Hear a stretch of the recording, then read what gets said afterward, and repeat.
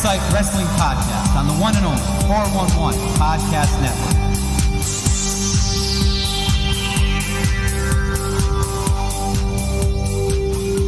We are back again. I am Justin Watry. Steve Madsen, say hello to everyone. Hey, back at the lab. Here we go. We are back in the lab, and of course, we got a whole bunch of wrestling, but first, we are going to start with NXT Takeover 25. Wow. They did it again. They did it again. Nice card. It was cool that it was a standalone special, nothing else around it.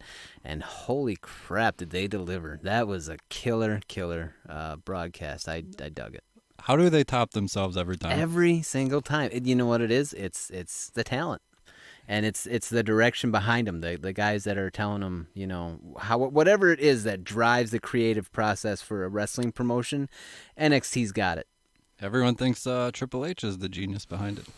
If that's it, then, congratulations to him. Then keep it going. All right, we're going to start here with Matt Riddle defeated Roderick Strong. Yeah, great match. It was awesome to see the legend of Roderick Strong, seeing from all the stuff that he's gone through, the Messiah, the backbreaker, taking on the MMA turned wrestler, the cool bro. I mean, it was a good match. It was awesome to watch. The bro.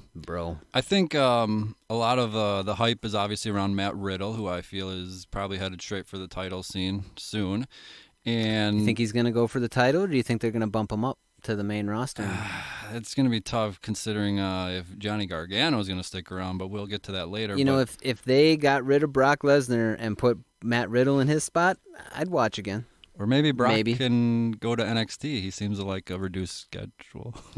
Brock goes to NXT, I'm done. That NXT is the whole reason I haven't canceled my network subscription. Would you trade Brock Lesnar to NXT for Matt Riddle as the dominant man on the main roster? I would let Brock Lesnar go and rot in a dumpster, and then you can put Matt Riddle wherever you want. Wow. Brock Lesnar doesn't hold any weight with me. He's not a gambling chip. He's not a draw for me, so he can go fall off the face of the planet for all I care. Well, quick little tangent. He was at Money in the Bank, and he's been on 3 straight Raws, and now he's hyping up his Money in the Bank cash-in. So I don't like him. I quick said on Twitter, the argument was part-time. Well, he's been full-time for the past month. So yeah, I don't like him. All right, so I was going to say Matt Riddle gets all the hype, but Roderick Strong. He was killing it, man. I mean, all that, just back and forth, all those.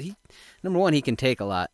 It's awesome to see Roderick Strong do what he does. But, just amazing. I mean, what can you say about these guys? They just keep going, and they're just phenomenal every match. He's one of those guys that, I shouldn't, but I do start to worry about his body and the years of doing this kind of style. Right. And then you see what he does again, and, he's been underrated since he signed, honestly. He ended up not winning the title when he did the little chase. I think it was against Rude. Could be wrong about that, but I think it was against Bobby Roode. Either Rude or McIntyre.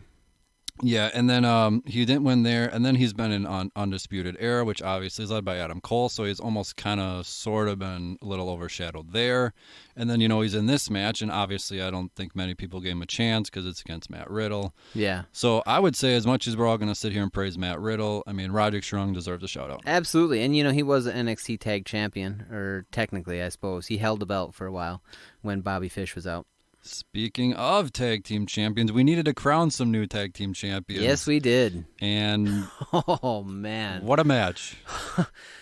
Okay, so NXT, and then you got to throw ladders into the whole thing. My God, these guys! You just got to throw ladders in. Just real quick, we had the Forgotten Sons, we had the Undisputed Era, we had Oney Lorcan and Danny Burch, and then of course the winners, Street Profits. I honestly thought maybe they were going to give it to Oney finally, because he's been running around there for so long. Yeah, he's another guy that's been underrated since showing up. But Street Profits were awesome to watch. The Montez Ford, that was actually, because I'm not a consistent watcher of NXT, so really this was my first look at the Street Profits. I think I'd seen Angelo Dawkins before when he was doing single stuff, but I hadn't seen this Montez Ford guy. Yeah, Angelo Dawkins has kind of been through the ringer a little bit in NXT. I forgot the stat. It was something like he's been there for like 6 years, and this was his first takeover, or something like that. He's been in the system forever. They've kind of been looking for somewhere to put him. Right. And they just haven't. Didn't know. Yeah, they didn't know. They have not released him, which at this point most guys would have just been like, there's nothing for you. Right. Cut bait and move on. But he had something, so they kept him. And finally, the Street Profits thing, which I will admit, I did not like at first, but over the past few months, they've been getting more TV time. They've won me over. And I actually thought they should have beaten the Viking Raiders for the tag team titles. I didn't like how the Raiders just kind of laid the titles down and walked away. Right. Asuka did something similar, but I get it. She was undefeated, so it made a little bit more sense with her. Yeah, exactly. But there was actually logic there. Right, yeah, NXT logic. Which is something that is kind of missing from today's programming. Oh boy. So I think a lot of it was just to build up for this moment, the takeover, Street Profits. It was only fitting that it was kind of an anniversary show for Angelo Dawkins, and kind of like he's been through it all. And then here they are, the big anniversary show, and they finally get their moment, Street Profits, and obviously the crowd loved it and went nuts. Yeah, it was great. Just killer match. They finally get up there, grab those belts, and it was like, man, finally did it. And I would say, we're probably going to say this for almost every match. You could probably argue it was match of the night. What do you think? It was definitely, how do you rate this type of show? Every single match was just, it was another one of those shows where I was breathless at the end of it because it was just, thank God it was an early one. Yeah, and I love that, there was only 5 matches on the main card. Yeah, but there's no need for 7, 6, 7, 8, 9, 10 to just squeeze everyone on it. Right, they really maximized the time that they had there. With only 5 matches, that 3 hours or so that it was running. Yeah, this one was 21 minutes, and then the main event went over 30 minutes, but, that's all you need, and obviously with the network, there's no real time constraints. Right. You can kind of just do whatever you want. So I would say I'm not a star ratings guy, but, all these matches are almost, 3, 3.5, 4, 5 stars, like just one after another. Absolutely. So great moment for Street Profits. Finally arrived, and I loved it. Moving on, we had another title match. It was the North American Championship. The Velveteen Dream defeated not just an NXT original, but somebody that I call the NXT original, Tyler Breeze. Tyler Breeze, once thought to be maybe Dolph Ziggler's replacement back in the day. Nice to see him back in NXT. It's good to see him used because I always admired his skill set. I was calling out the moves as he was doing them during the match. It was awesome. Even before the announcers, it's like they had to be reminded. Hey, oh yeah, that's what that's called. Oh yeah, I haven't seen him for so long. Yeah, exactly. We haven't seen him for a while. Triple H said it, and then Tyler Breeze has said it, and I guess if you want to believe the rumors, but he is back in NXT. Yep. And we had talked about this during the Superstar Shakeup, but right. It's nice. Get these main roster guys going. Get them to do something. Yeah, get them to utilize where they're best at. Obviously Tyler Breeze had a lot more success in NXT. Didn't win a title or anything, but definitely had a lot more eyes on him. He was on TV. Yeah, you could go almost in like the whole 24/7 championship title picture. Right. All those guys that are chasing around R-Truth or Jinder That's Mahal. true there. Yeah, they're giving, oh boy. Like all those guys, you could pick any one of them, whether it's EC3 or Root or anyone, and just be like, he should go to NXT. Right. He should be next for Dream. And maybe that can be Dream's thing, is kind of just defeating these quote-unquote has-beens that don't have it anymore. That'd be something to do at least. And Velveteen Dream. Dream, of course, retained. I thought he would. Yeah. I think that's the right move. Like when Tyson Kidd went down and was challenging for the NXT title a few years ago. I don't really think anyone believes he's going to win. But if he can go out there for 16 minutes, which that's how long the match was, and have, again, like a 4 or 5 star match. Yeah, and all the hits, too. The beauty shot, the supermodel kick, just calling them out. The iPhone came out. Yeah. I thought that was really clever use of the props too. Like during the match, Velveteen doing the selfie and they put it up on the screen. I thought it was great. All of his little tricks were back. Obviously the crowd, NXT just loves him. And I think we should give a little shout out to the Connecticut crowd. Yeah, they were fantastic. I had my doubts about them necessarily being an NXT kind of crowd. Right. But they definitely followed through. They came through, and I like that it was, the 25th takeover show, and then it was kind of like a original is back with Tyler Breeze. So. Right. Yeah, it was great match, and I love Velveteen Dream. That guy's gonna be just amazing. He's amazing, and I forgot how old he is. He's like 23 or 24 only, so sky's the limit. There's no rush to get him to the main roster. Keep him with the North American title for a while. What's that driver that he's got? That he named it after something that was really cool. I can't remember. Dream Valley Driver? Dream Valley Driver, that's right. And the purple Rainmaker elbow. Yeah, it all comes together perfectly, and that may have been my match of the night, but I'm sure everyone will say it was Adam Cole versus Johnny Gargano. But up next was Shayna Baszler defeating Io Shirai by submission, clean 12 minutes. Yeah, now I know last week I picked Io to go over, but yeah, once the match started, I was like, wait a minute, what are you thinking? Yeah, dude, Shayna's... What are you thinking? Oh my God, that woman is so evil. I think she's... You know, everybody called Ronda Rousey the baddest woman on the planet. I think Shayna plays that character so much better. Yeah, I think she's just evil. There's a lot of people that want to cheer Ronda, and Rousey obviously was a face right away, but for Shayna, there's just like almost nothing to like about her. Nothing. I mean, she's just vicious, sadistic. That elbow stomp that she does. Oh my God, dude! Yeah, and even in the build-up, she was openly talking about her cronies coming down to help her win. Like, she was pretty much telling everyone, like, yeah, and I got backup just in case. You know, because that's what she does. She's total heel. She gets it. She gets this. Yeah, that's pure heel right there. And sure enough, they did get involved. Candice, kind of came down to help, but that wasn't going to do much. Destroyed a kendo stick. Yeah, the kendo stick got it worse than anybody else. And then at the end, when Shayna did win, but then Io Shirai came back and destroyed her, the crowd chanted, "You deserve it," to Baszler. Right. Normally, there was no clapping, no nothing. Baszler's just hated, and I love it. Were they trying to, do a flip there? Because if they were, it was awesome. Failed miserably. It was pretty funny, but Shayna obviously is still the champion. I picked her to kind of keep the title for a while, and it almost looks like Mia Yim might be next in line. Ooh. And I don't know if anyone would pick her to win, so I guess Baszler would retain for another I don't know. feud. She had a pretty killer showing at the women's thing, depending on the build-up. Let's see how much they build her up. Yeah, I think she's going to finish up her Bianca Belair story. And Mia Yim is, it seems she's going, but, Candice is also hanging around. Right. So you could also throw her in the mix. But either way, if it is either of those two, I would not pick them anyways. So Shayna retains. Harsh, man. I know. I'm already jumping the gun another 2 months till. Right. You just killed 6 weeks of storylines, man. I did. I went right to August and moving on. Speaking of moving on, Adam Cole. Wow. Baby. Defeating Johnny Gargano. Yeah. It was weird. I wasn't certain if Adam Cole was going to pull it out. I kind of thought maybe Johnny Gargano, because he worked so hard for it, and it was a long run, and Tommaso, yada, yada. But well-deserved, man, and the title looks good on him. I think he's earned it, and storytelling in the ring was just phenomenal. It was awesome. It was really good. It was amazing. Johnny Gargano, I think he had the, was it a Wonder Woman? What was he cosplaying that time?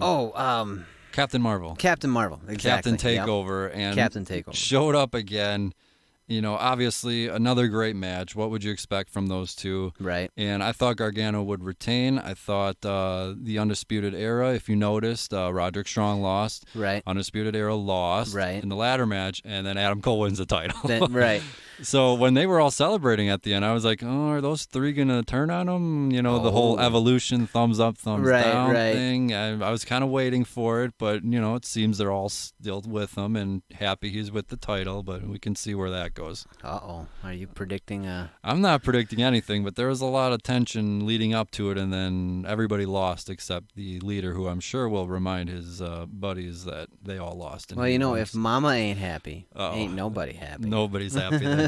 Happy wife, happy life. Yeah, there you go. So, wait, are we saying Adam Cole's the wife of this situation? I don't know, but speaking of, his girl was... That's right. That's that. And I thought, I read that. I thought that was really cool that, as tense as these little conversations in AEW, WWE, as tense as they can be, they, NXT did show a little bit of heart, and they comped Britt Baker and let her watch Adam Cole do the thing. And she was also on when Stephanie was shown on screen, which was funny because the man was wearing a Macho Man shirt behind her. I saw that. And she pointed at, I'm sure the internet fans love that. Love that one. But yeah, Britt Baker, and this is kind of the whole thing with Sasha Banks going on right now. I just think a lot of it's overblown. Right. Even if most of it, probably is true. But I'm sure at the end of the day, Packers and Bears, take cheap shots and stuff and everything. Right. After the game, you shake hands. They're shaking hands. Absolutely. They're, not necessarily taking pictures, but, their kids are out there. They're praying in the middle of the field. You respect it. It's kind of like coworkers. You may not like them out, on the field or whatever, but you respect their ability and what they can do. Yeah, and a lot of times I think the fans, go nuts for that stuff. I mean, right. I mean, the company. Okay, Britt Baker. Here's some seats to obviously watch Adam Cole win the title.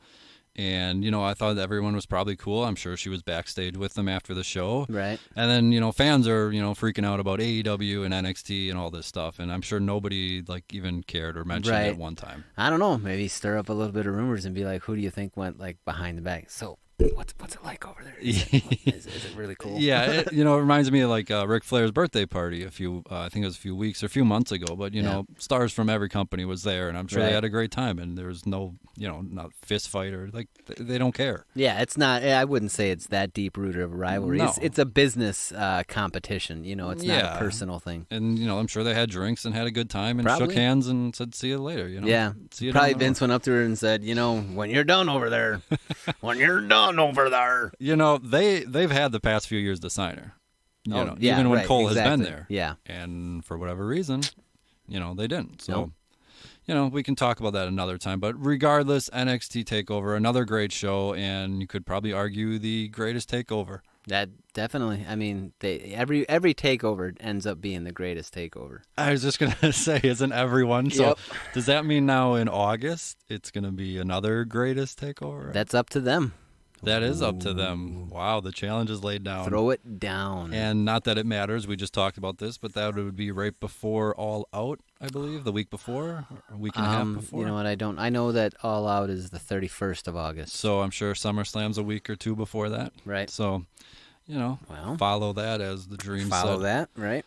So excellent show, everything, of course. Hats off to everybody in NXT TakeOver. So we're going to kind of segue into a show that did not get as much hype, but something called Super Showdown this Friday. What's that? What's that? I never heard of that one. Yeah, I don't know where this show is taking place. I haven't got that message. But on the kickoff show, we have the Usos. Heads will roll. Whoa. Literally? Or no, never mind. Never mind. The Usos versus the Revival. Thankfully, the Revival, it seems, are no longer shaving each other's back and having the Usi hot. We're good there? It seems the Revival is kind of teamed up with Shane, actually. So they've been treated, like henchmen, but, obviously a better spot than rubbing themselves on the ground. And right, scooting like dogs with worms. All right, that was pretty funny when you did that.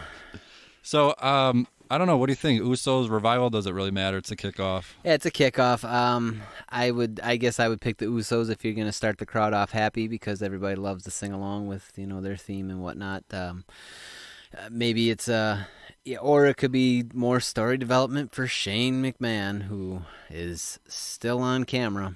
Yeah, I think he's going to get his later on in the match against Roman. But, yeah, I would say Usos. I honestly don't really think it matters. Right. I think the Revival have kind of, did the little, paid the little price for not doing the extension. And now it's kind of like, right back to what it was. So I wouldn't really think too much of this match. It almost makes me feel like these four are only there so they can hit 50 people in the Battle Royal. They've been advertising as 50 men. So, we need four more guys. So. Right. So we'll just bring them. Speaking of four more guys, Lars Sullivan will be in his first match finally. Oh, my, really? I believe it is against Lucha House Party, 3-on-1. Watch, we find out he's got a fear of bell ringing, so when the bell rings, he turns into a complete coward. I will say he gave his first little live in-ring interview on SmackDown, and he obviously had a little riddles and little thing about pulling guys limb from limb and eating their bodily fluids, and it was pretty disturbing, but I thought he did pretty well. The crowd started with the what chance, but by the end they were booing and into it. So I think maybe give him a chance. I don't know. Yeah, you think he's got something? I don't know, but I'm just happy the fans kind of gave him a chance and didn't just gave him the what treatment through the whole thing. It kind of seems like they did at first because he does have a little bit of a lisp. Okay. So I think it was almost that kind of thing, but either way, I think Lars is going to win 3-on-1 over the Lucha. Yeah, oh yeah, guaranteed. I mean, he's in a position that, he's going to be the monster. They need the Titans. You got Braun Strowman, you got other big guys, and you got, now Lars Sullivan. Yeah, I'm still surprised that his whole thing with injuring Jeff Hardy and him battling Matt Hardy just was gone nowhere. Yeah. That was the big thing, that he put Jeff Hardy on the injured list, and then Matt was all, freaking out about him. And then nothing. Apparently, they just don't want to use Matt. I don't know. I think he's running around with the 24/7 crew right now. I think he was one of the guys chasing R-Truth, so... He decided he'd be better off with the belt instead of going after Lars Sullivan. Yeah, I don't think he's getting anything. But if I had my way, I would have Lars Sullivan destroy these three here and then actually go on to win the 50-man Battle Royal, because I don't even know who's in that thing. So up next, we have Seth Rollins defending his title against Baron Corbin. Ooh, Baron Corbin. Another Baron Corbin match. Whoop-de-doo. Whoop-de-doo. Well, I will say this. I think is he done dressing like a waiter yet, or is he still? He's still serving till 9. Still serving till 9. Okay. Yeah, I just want to make sure I get my order in before he quits. That's when his shift ends. Okay, good. So I think we're in agreement on this, but we're actually, at least I am. I think I'm fine with Corbin getting this title match, as long as then we can kind of move on, maybe get back to AJ Styles, Drew McIntyre. Get back to somebody that can actually put on a decent match. So if basically they're just looking for someone to lose at Super Showdown and kind of be a pawn in this whole Brock Lesnar tease, Corbin works as kind of the forgotten third piece of this puzzle. Right. Like, oh yeah, then there's Corbin. There's an actual match. Right, yeah. I mean, I guess he's the guy that everybody loves to hate, so... He's almost the Miz in the Rock Cena WrestleMania thing, where it's like, who's the heel again? What do we... Because really... I need somebody to hate. Yeah, so I think we're both going to pick Rollins here to retain. Yeah, absolutely. But the big question is, Brock said he's going to cash in Friday. Whatever. And cash in, choke on it. Because he beat down Rollins, and Heyman on Raw was yelling, cash in, cash in. Right. Like, he's down. That made no sense whatsoever, but I guess Brock obviously is, wants to do it on the grander stage and get paid more, so... I guess maybe somebody in Saudi Arabia was promised a title change. Maybe he was promised a big Brock Lesnar moment. Either way, I'm going to say Rollins defeats Corbin. Brock's music will hit. And then from there, honestly, I don't know. Will he actually cash in? I don't know. Honestly, it's Brock Lesnar. I could care less, to be honest. If he's going to keep running around. Keep teasing it? Whatever. Well, I'm sorry to be a downer note on that, but I just can't stand the man. Well, you may be a downer note on this, but here's the part where you may not be, because the way it's been teased is Brock Lesnar said he was going to cash in, but he didn't say against who. So Kofi versus Dolph. Uh-oh. The returning Dolph. Returning Dolph. I thought he had a great beatdown return. I thought his return was awesome. It didn't make a whole lot of sense, but I thought it made sense the way he said it, is how he's been on the sideline watching, and it should have been me. Right, yeah. And, he, maybe he's got something to prove now, and he's going to throw on a great match to just, this, I can still do it. Yeah, I'm sure this will maybe be match of the night. I suppose it could be, looking at this card here, maybe Balor and Andrade. But I'm going to say this could probably be match of the night. I am holding out a little potential Brock Lesnar cash-in just because of the words used, and because why wouldn't he cash in on Rollins as he was down? Right. So maybe that tells me he's done with Rollins. He already beat him down, and now he wants to do that. But again, that could all just be spitballing and mean nothing. But I'm going to say Kofi will retain over Ziggler. Yeah, I think so too. I think they're going to give him a run until SummerSlam. Yeah, it just kind of feels like Ziggler, it's kind of there. He's a placeholder. Yeah, kind of like Corbin. He's just kind of there. They just probably needed a heel. And do you think Ziggler actually sticks around after this, or is this a one-off? That I guess that really depends on how he feels coming back. Like if he gets back and he loves the environment, maybe he'll try it out once or twice. If he's been back doing his return in the promos and stuff like that, and he's got a good vibe from the creative and the agents and all that stuff, then maybe he will come back. I guess it's really up to him. He can definitely do it. There's no question of whether if he can put on a great match. So if he wants to, bring him on. Bring him on. I would say he sticks around and kind of does these one-off shows. I mean, why not? I don't know if his comedy career is really taking off as much. Is he still under contract? I believe he is. It's some sort of, weird deal, almost kind of like Mark Henry and Big Show, where they pretty much can just do whatever they want. So he fulfilled his regular terms, and now he's just kind of on a... It's almost like Kane. Like, you do your thing, but if we call you up... Yeah, you better be there. Right. So Kofi retains, and who knows about Brock Lesnar. But Roman Reigns versus Shane McMahon. I hope this is just a consummate beatdown of the boss's kid. Just bring it down. Just beat him down. Beat him down. Beat him down. Beat him down.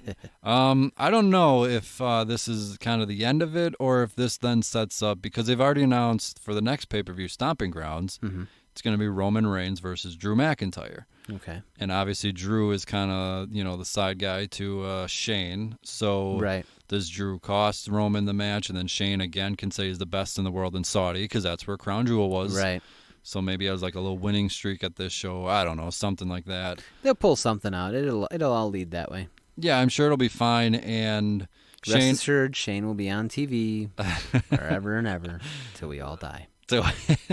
So I don't know if you remember this spot, but I think it was 2 years ago. Shane went for Coast to Coast at Survivor Series. It was the big Raw vs. SmackDown. Yeah. Shane went for Coast to Coast. It was a team match. And Roman caught him in the air with a spear. Yeah. And Shane legit got knocked out and was all woozy and stuff. And instead of Roman pinning him, the ref just called it off because Shane didn't know where the heck he was. Yeah. So on SmackDown, Shane has already predicted how the match will end. He said he's going to lay Roman down. He's going to lay there all in a heap of all, beaten down. And then Shane said he's going to climb the rope and give him the coast to coast and pin him 1, 2, 3. So I'm going to guess the finish is that, except Roman catches him with a spear and wins. And knocks him out again. Well, maybe. One more concussion for the man in the back. One more. I said the C word. Oh, wow. Ooh. Careful.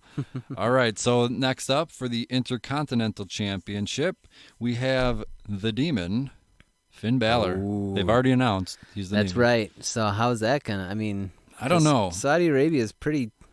they want the biggest stars. Yeah. So if they were promised the Demon, but he's facing Andrade. I guess Kane has gone over there, hasn't he? So they're not too uptight about the hell references and stuff. No, the last one was Kane and Undertaker versus DX. Okay, that makes sense. Want to forget that. But I don't know. Do you think Finn just wins again? Andrade kind of a placeholder, or is this actually a title change for the Intercontinental title? Andrade? I guess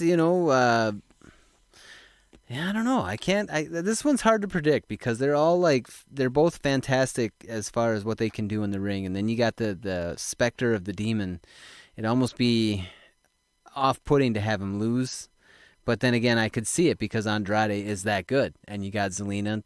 She's the X factor, and why not hype up a big change? I guess in a pay-per-view situation. Yeah, it'd create a big moment, obviously then set the stage for a perhaps gimmick match at Stomping Grounds or whenever Extreme Rules is, I think, Mask after. versus Demon. Ooh, maybe something like that, but you mentioned Selena. Is she even allowed to be at ringside? Oh, that's right. I forgot. Yeah, here we are again. We will talk about that a little bit later on, but up next, not in an arm wrestling match, in a singles match, Braun Strowman versus Bobby Lashley. Oh, they're actually going to get together now. Okay, so they're actually going to do something. Not just going to arm wrestle and talk about it. We're actually going to fight. They're actually going to do something. On Raw, Braun Strowman won the arm wrestling match, but afterwards, Lashley picked up Strowman. Yes, legit picked him up and gave him his running power slam, which was obviously a freak of nature move that I assume Lashley could do it, but easily. Just to see it, it's one of those things. Like even Cena always giving the FU or AA to Big Show. It's just kind of one of those things that you still can't believe when he does it.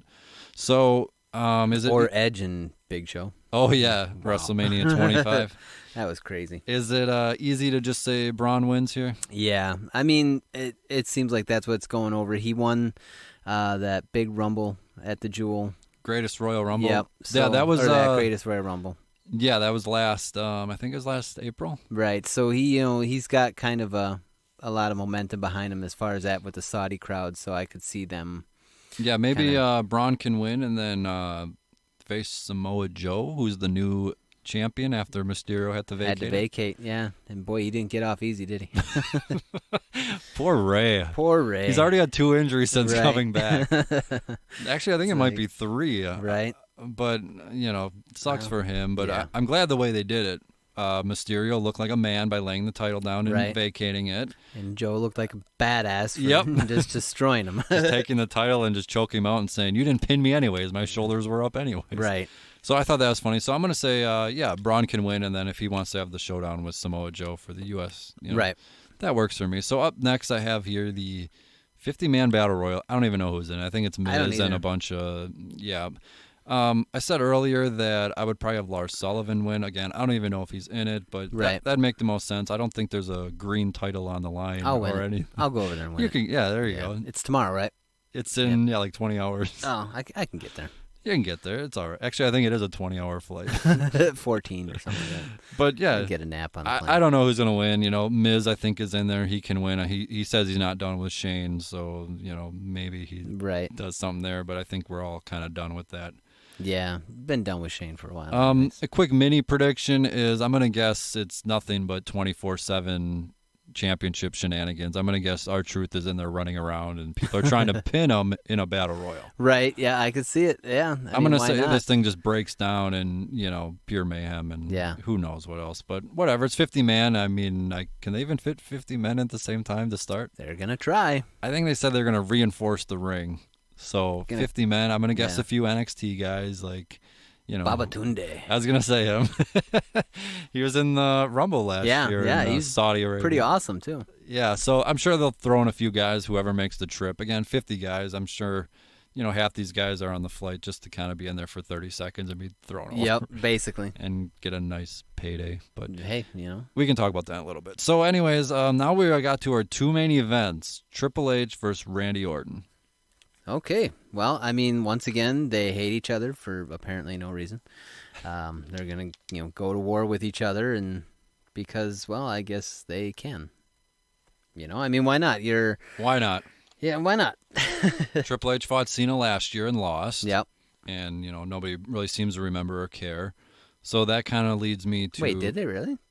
Yeah, Cena versus Triple H. I honestly do not remember that. Yeah, that's when Undertaker, I believe... He fought Rusev in a casket match. Right. I remember that. Okay. And then Crown Jewel was DX versus Undertaker. Kane and Undertaker, Brothers of Destruction. Yeah. And then I think the last Super Showdown was in Australia in October, was Undertaker versus Triple H for the last time ever. Right. I'm getting all these international events confused. Look at you, man. You're just... I'm sure. Seems like you got him in a line here. I think I'm good. But regardless of what I'm saying is Triple H can lose and do nothing because Orton's on full time. Right. But something tells me this might be another Triple H win. I could see it being another Triple H win. I can also see it being as your Saudi overlord was promised nostalgia of some type. Is that what we're calling them, the Saudi overlord? No, I mean I saw our robot overlords at Walmart the other day. So they're going over to Saudi. Saudi's flashing all the cash. So basically, what they want, they get. Yeah, they can flash some cash my way. So I don't really. They won't. They won't. Because you are infidel. Yeah, I'm nothing. I'm not Triple H. By the way, what was the story? How they request like legends and big names. Right. The story was they requested Yokozuna. Yep. Apparently they're not as in touch, but I guess they requested a couple of guys that either are dead or I think they requested Kamala, who has lost both of his legs. I mean, they requested Yokozuna. I mean, he died 19 years ago. I think someone should probably tell them. Hey, have you seen him on TV lately? Yeah, there's a reason for that. Yeah, that just kind of adds to the match. But, I was talking to somebody at work about this. You know what? And, you can hate me all you want. But, I like these little one-off legend matches. Triple H and Orton, they've had some good matches in the past. So, sure, why not? One more time. Why not? It was the same thing when they brought Sting back. Obviously, we knew he wasn't going to have a prolonged run with everything. I mean, I don't even think anybody really thought he was going to win the title. No, but it was fun to see. It was fun to see, and kind of like the arm wrestling on YouTube that seems to be a big hit with everyone. I mean, if you go to almost all these Sting segments from his little, few months on Raw, all of them are just in the millions of views, and it's kind of ridiculous that people... Better viewership than the Raws themselves. Yeah, and people just loved it. I mean, I think one of the Battle Royals, or Cena and Mark Henry arm wrestling has 50 million views or something just completely ridiculous. But, I mean, a little prediction for down the line, I'm going to almost want to predict that the Sting-Undertaker match will happen at some point on one of these Saudi shows. I know Sting retired at his Hall of Fame speech, but so did Shawn Michaels, and so did everyone else. But see, the difference is that Shawn Michaels retired, still able to do it. Sting, do you remember that match? I remember when that buckle bomb hit and Sting walked, he took 3 steps, and I even said to my wife, he collapsed. There's something. Well, his legs wobbled before he collapsed, and I was like, honey, that's that's a spinal cord issue. Yeah, that's and I'm pretty sure he's even said that he is still yet to actually get the surgery. Exactly. So, I mean, as much as I would love the nostalgia of Sting Undertaker, I almost hope it doesn't happen because that's dangerous for both of them. Yeah, I don't know. I'm gonna still hold out hope for it, but yeah, I don't think Edge is coming back. I don't think Stone Cold, nothing like that. I don't think Hogan or Flair.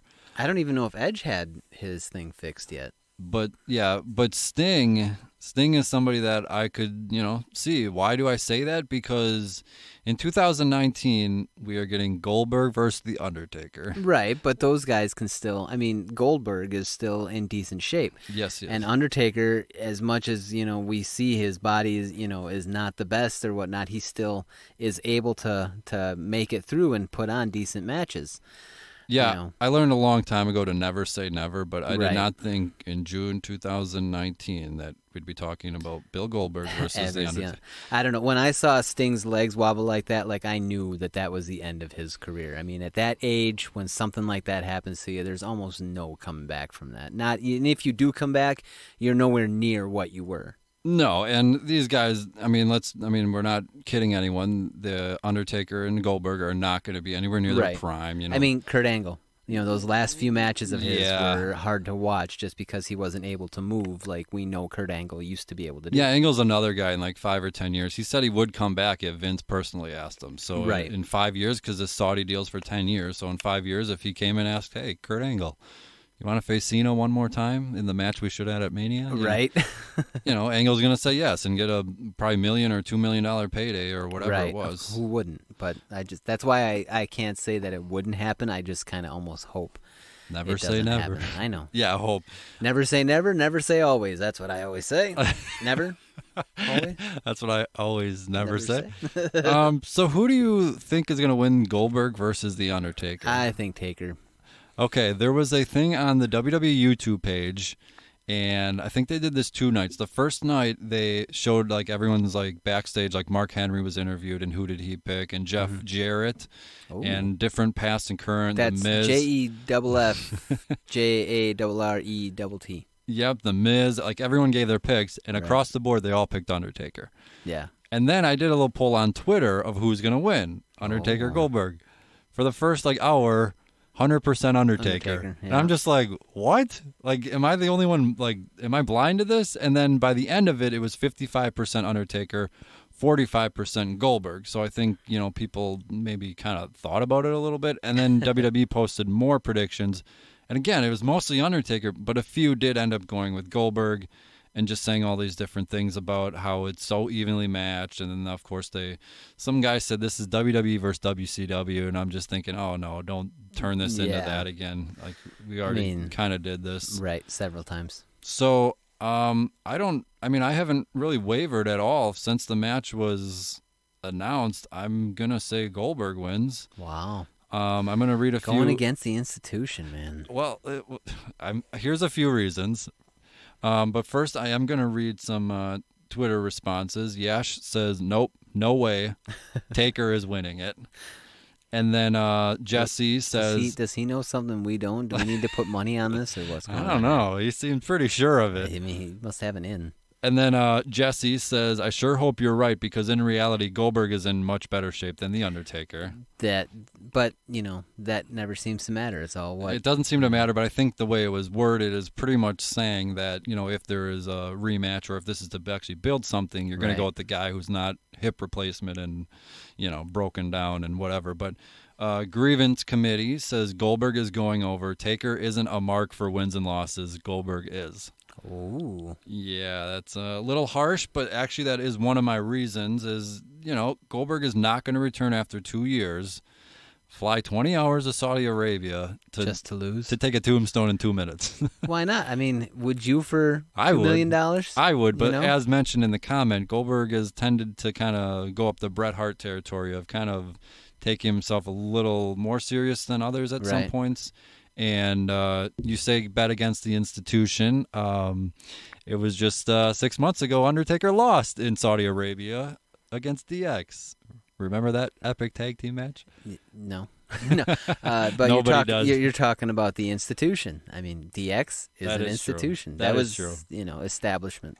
So I don't know. I'm gonna go with Goldberg. I mean, if we're sitting here in a week talking about Taker winning, would anyone be surprised? Of course not. No. I mean, it's just like I remember back when we used to work together, and Royal Rumble would come up, and you said, "I always pick Undertaker." That was all. Like we'd have 3 picks, and you always had the Undertaker in there. Of course. It's one of those, like, how can you pick against them? How can you pick against them? Exactly. And I forgot who said it, but one of the guys in the WWE video said, just never bet against the Undertaker. Never. You're gonna win far more than you're gonna lose. Right. So I don't know. I'll go with Goldberg. I assume it's the main event. I'm gonna say it kind of ends the show, but I can't imagine the match going too long. Right. I mean, if you need a quick one to tie it all off, there you go. Just spear him and there you go. I'm almost going to say, I don't want to say it's going to be a Brock Lesnar Survivor Series minute 26 match, but I'm sure Undertaker will get his big moves in, and Goldberg will hit a spear, and if he can even get a jackhammer on Undertaker, I'm sure he can. But I don't know. I'm going to say 5 minutes. If it goes any longer, it might start to drag, honestly. Right, yeah. How many times can you... Right, exactly. This is more for the spectacle, if anything. And this kind of will lead into our final topic about WWE even going to Saudi Arabia. Right. This is kind of the hot button issue. It comes up every 6 months, every time they go to the show. Right. And people forget they actually started running shows there, I believe, in 2014 or 2015 or something. Yeah. But obviously, the current stuff wasn't really going on too much, and they didn't have the $25-50 million paydays, so it was a little bit different. A lot of money involved. But just kind of real quick, what do you think of them going? I mean, I have no desire to go to Saudi Arabia, personally, but I mean, like I think we said this when I first started doing the podcast with you. They're offered so much money, and a whole point of a business is to make that money. So they're gonna how can they turn? I can't really fault WWE for making money. That's the whole point. That's what they're there to do. Can't really fault Saudi Arabia for having that kind of money. I mean, they've Yeah, it's a thing. It's a business thing. So really, I don't see it as anything more than that. I mean, there's a lot of political stances that they could take, but they opt not to because they're a business and they have employees to take care of. I mean, that's a company that employs thousands upon thousands of people. So as much as you would love to take a political stand, you got to worry about the livelihood of the people at home too. Yeah, Sami Zayn is launching his little fundraiser again. Right. And, and if it draws eyes to charitable causes like that, then, there's a silver lining at least. Yeah, and obviously Sami Zayn, he knew he was doing this, but he said it starts Friday at 1 o'clock. So, yeah, coincidence, right? What a coincidence that's when it would start. Right. So I think you said the right word, business. Right. I don't think anyone nobody in their right mind is on board with some of the laws there. Oh, right. I mean, absolutely. They have some insane, punishments for, some petty crimes. Yeah. It again, not to take a political stance, it's one of the reasons I don't really have an urge to ever see that country personally. I mean, nobody there is rooting on and saying, yeah, women shouldn't drive. What, they got license? Screw that. Right, they should be, People are people, man. Come on. Nobody actually thinks that, so nobody's backing it or anything like that. And it's not that I have anything against the people there. It's the institutions and the governments and stuff like that. Yeah, that I mean, question. And those laws obviously wouldn't fly here, but it's been said before that. It's kind of the CM Punk thing where he said he wanted to change things for the better before he left. And he said, I think it was Joey Mercury or someone made the famous line of, well, you can't change things sitting on your couch. Right, yep.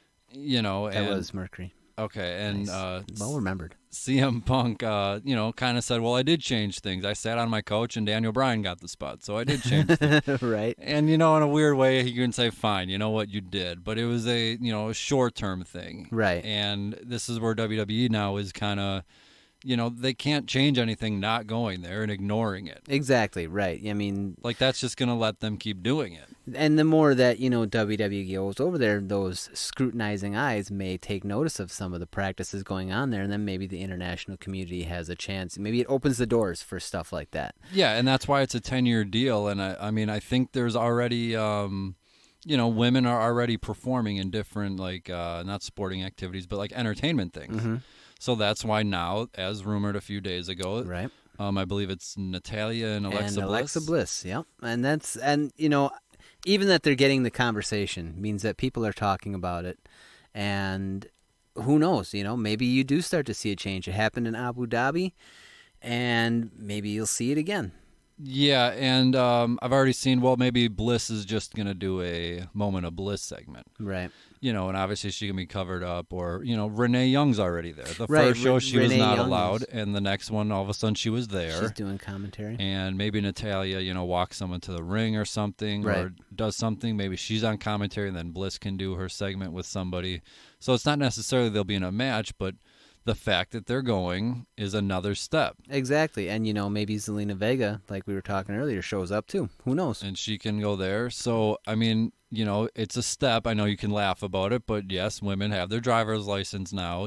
Right. That was passed. So it's another step. It seems ridiculous to us that would be a big deal. Well, but it is. Think about this. 100 years ago, it was a big deal. Women got the right to vote in this country.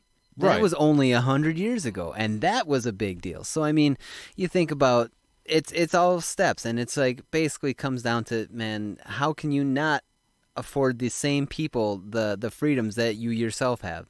People are people, Yeah, and I kind of look at it, I know this comparison doesn't really work, but if you see like something going on in the street, or a domestic issue or something, and I'm just going to ignore it and walk away, it's probably going to continue then. Right, and you're almost as guilty for letting it. Yeah, as you're like sitting there watching on the street something happen, and then just sit there and twiddle your thumbs. Right. Or go, hey, maybe I should go over there and at least say something. Right. Maybe I should, or call someone, or bring attention to something. Well, then you're making a change. Exactly. In your own way, you're taking a step to do something. You're not going to go home and go, I did nothing, Right. So WWE not going there, or anybody not going there to at least bring some sort of change, or put in an effort to do something, then nothing's going to change. Then why would anyone even care? So the fact that they're going there, and yes, it's a step, but it's something little. So now Renee Young's on commentary. There may or may not be a match. That was one of their goals, part of this 10-year deal.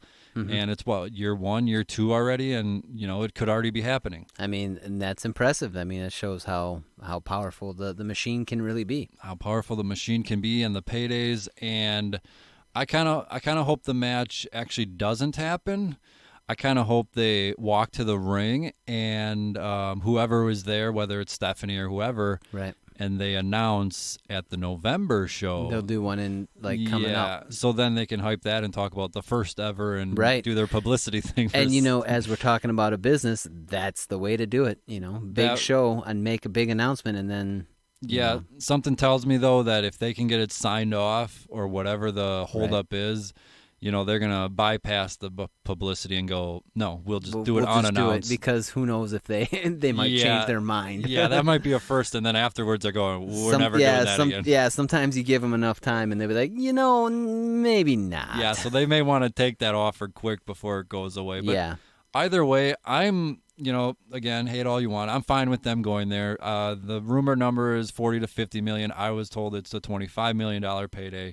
Either way, when you add in the Fox $1 billion, wait, USA, for the company or for somebody wrestling there? They get no, for the company. Okay, all right. I'm sure. I think was it Jericho who said he got what do you say, $500,000 just to be in the Rumble? Yeah, number 50. I think that's what it was. It was an insane amount of money. The guys are getting paid, so they're not getting $25 million paid. Somebody's getting it. Goldberg might to get off the couch after 2 years and face Undertaker. Yeah. So I'm sure he's getting paid well, but no, adding all those money, and like you said, it's a business. Right. So, if this is us defending it, then that's us defending it, and that's fine.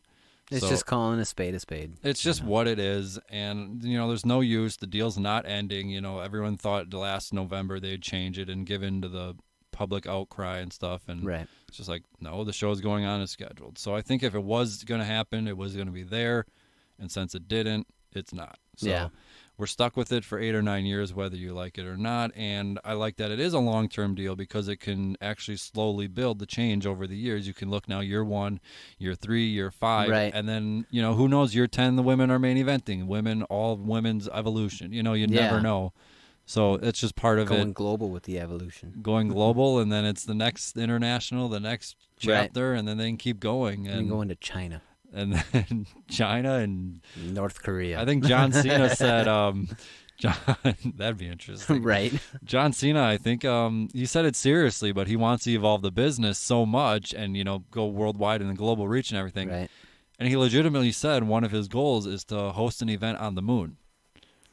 I mean, it's silly. Travel plans are going to be a little hairy. Yeah, I don't know how the crowd would. I don't know. The lack of oxygen kind of sucks the life out of a crowd. Live literally. via satellite might kind of, Right? literally. But yeah, you can laugh and joke about it. But who knows where we're headed? Hey, Metallica played Antarctica a couple of years back. I was gonna say Antarctica, right? Outdoor event. Oh my God, that's a Johnny Moxley death match right there. I'll take you on in Africa. That's a super showdown right there. But speaking of John Moxley, he already won a title. What? Did I just spoil that for you? I think you did. Uh-oh. Should I shut up then? No, keep talking. Yeah, I don't follow any of this stuff. I saw the headline. It's the IWGP US title from Juice Robinson. Oh, really? They had won that. That match was already had a match and won a title. And well, good for him. Good for him. I do somewhat worry that, it's a guy kind of coming in and it's Japan. I know, but we get the same arguments at WWE if Brock Lesnar comes in and works a day and wins a title, and here's John Moxley showing up, and because he's the bigger name. Jericho did the same thing though. He showed up and he won the IWGP Intercontinental title after a couple of matches. Yes, he did. And I don't follow it, so I can't really say one way or the other, but. That feels like kind of, something that would happen here, and then it'd be like, oh, it just waltzes in and gets a title. Yeah, and maybe it is, but I like the guy, and I like the so he gets a pass, right? I like New Japan. I think they know what they're doing for their audience. Like they know exactly what. I'm sure it all makes sense over there. Yeah, they have their finger on the pulse. I think they posted one of their record revenues, and you mentioned Jericho. If we're headed to a Moxley Jericho title type Japan, I don't know, however that works, unification. I don't even know how any of that works. So. I'm talking out of my backside right now. But bottom line, less than 24 hours, Super Showdown. There it is. And I'm sure we'll have a whole heck of a lot to talk about next week. Perhaps Brock Lesnar is the WWE champion, not Kofi. Oh, boy. I'm sure you would love that. Yeah, well. NXT is a saving grace for my network subscription. They'll keep I saw that $10 come out of my bank account, and I was like... All right, you win this time. You win another month. Yeah. But Takeover was awesome. Takeover was awesome. So we're going to end it there. This is a quick podcast, so I'm going to throw in my usual plugs here. You are listening to the 411 Foresight Wrestling Podcast. This is on the one and only 411 Podcasting Network, Spotify, Stitcher, Google Play, YouTube, of course, 411mania.com, where you can find all my awesome columns. And we are looking for 5-star reviews on Apple iTunes. And if you want to follow me on Twitter, good luck with that. But if you want to, it is at Justin Watry. Lots of fun there. Mr. Steve Madsen, the Resonant Complex. The Resonant Complex for all your Resonant Complex needs. Our debut album, North Avenue, is out now. Everywhere music is sold via iTunes, all that good stuff. Anywhere, Spotify, anywhere you can find it, just get it. And there it is. There it is, and here it is, the Resonant Complex. Hit it. I don't know myself tonight, but my reflection clings to me with all its might.